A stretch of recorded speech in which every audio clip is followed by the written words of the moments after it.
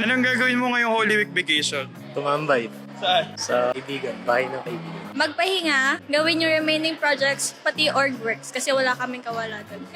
Magpahinga, mag-code, tsaka gawin yung mga remaining projects.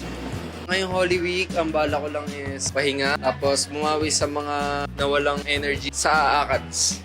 Mag-aaral kasi malapit na mag-exam. Pag-aaralan mo subject. Feel ko off man kasi mayroon pagpa-quiz si Sir CJ. Sino? Sir CJ. Hi, Sir CJ! Gagala po. Gala? Gagala. Ano, spend lang tayo sa family. Mag-ML. Saan ka gagala? Sa Manila. ML lang. ML. Bahay lang po kasi pagod. Pagod po ako. Sa pag-aaral, lalo kay Atty. Serna. Ako po ay magpapahinga. Siyempre nakakapagod kaya. Ang dami kayang quiz ngayon. Ngayon lang 3 quiz dapat ito-take ko eh. Shout out nga pala sa AIS 222. Kaaral. Pag-aaral? Ano Opo. subject? IA1 po. Shoutout po kay Ma'am Hana. Hala, matutulog po ako.